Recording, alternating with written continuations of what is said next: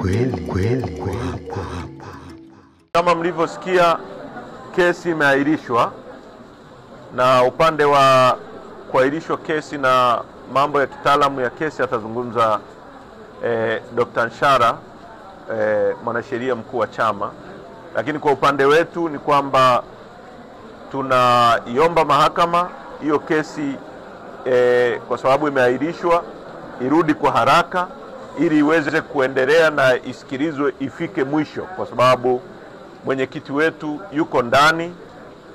Leo ni siku ya 225, zaidi ya miezi 7 kwa kesi ambayo bado tunaendelea kusisitiza kwamba ni ya uongo, ya kutunga, kesi za kuumiza watu kisiasa, kwa sababu tunaoshindana nao hawana uwezo wa kushindana kisiasa, hawana hoja. Hilo jambo la kwanza. Jambo la pili, chama chetu kimetoa mawakili nchi nzima kwa watu wote ambao wamekamatwa, ambao wanaendelea na cases mahala pote kwenye kesi hizi za uongo, za kutunga, za uhaini.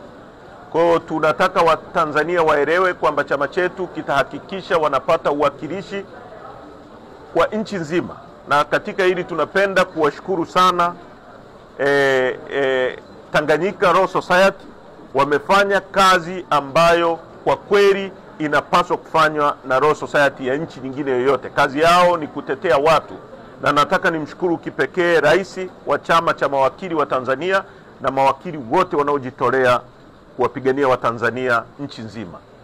Legal and Human Rights Center wamefanya kazi kubwa, tuna appreciate, tunatambua. Kwa hiyo ni uwakilishi ambao utafanywa pamoja.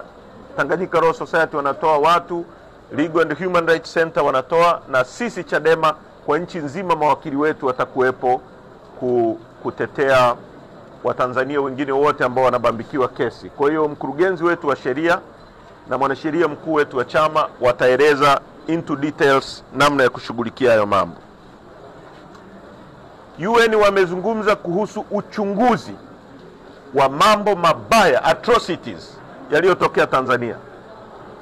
Sharperville massacre, waliuawa watu 164 kule Afrika Kusini. Hapo wameuawa watu wengi zaidi. UN wamezungumza na wametaka uchunguzi ufanyike.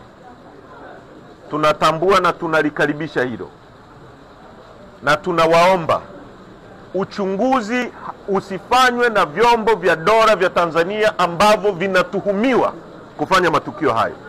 Tunataka uchunguzi independent wa kimataifa kama uliofanyika mwaka 2007 kule Kenya. Na nataka niseme hili, maisha ya mtu kwetu sisi watu wa Chadema ni kitu kikubwa kuliko jambo lolote katika dunia hii. Kwa hiyo hili jambo la watu wetu waliouawa, Watanzania waliouawa, hata nani ajidanganye, halitafichwa chini ya uvungu, haitakubalika. Hata mawe yatazungumza. Sisi historia yetu ni watu ambao tumepinga dhuluma dhidi ya binadamu. Serikali yetu ya wakati huo ya Mwalimu Nyerere iliwakaribisha wakina Mandela hapa na Umkhonto wa Sizwe kupinga makaburu waliokuwa wanaua watu weusi, wanateka watu, wanabagua watu. Tulikaribisha watu wa Angola, walireciprocate, kwa sababu serikali iliyokuwa inapingwa wakati ule ilikuwa serikali, lakini ilikuwa serikali ya minority ya makaburu. Watu wa Afrika Kusini na wengine wote majirani zetu ambao Tanganyika ilihusika, Watanzania waliwapa hifadhi hapa.